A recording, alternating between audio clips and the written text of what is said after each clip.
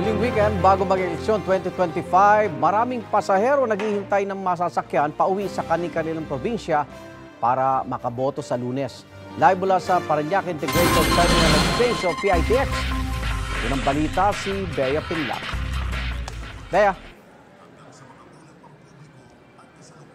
Igan, ilang araw na lang eleksyon na. Dito sa PITX, mahaba na ang pila ng mga pasahero. Ang iba sa kanila, dito na nagpalipas ng gabi. Hiling ng mga pasaherong nakausap natin, makabiyahe na sana para makauwi at makaabot sa botohan sa Lunes.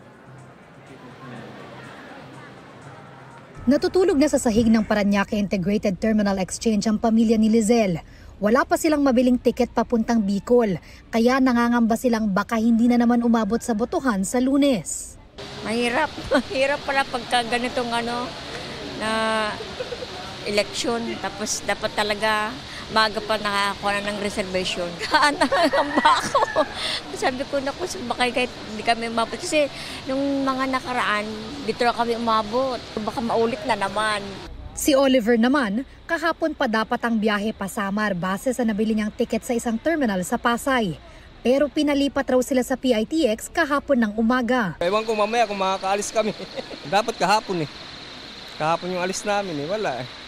Yung nakaalis kahapon, yung nakabook nung naka-reserve ng 7, yun ang nakaalis kahapon. Kami wala pa, waiting pa kami kung anong oras kami makakaalis nito eh. Ang iba pang pasahero sa PITX, ilang araw nang naghihintay sa terminal. Pero wala pa rin kasiguraduhan na makakakuha ng tiket para makauwi ng probinsya sakto sa eleksyon. Tagal ng biyahe. Dami ng umihintay din ng biyahe nila makauwi. Wala pa rin nasakyan. Wala kami magagawa, mag-tiis na lang para makauwi lang. Ayon sa pamunuan ng PITX, may ilan pang biyahe pa Bicol ngayong araw at bukas May 10. Pero karamihan dito, fully booked na.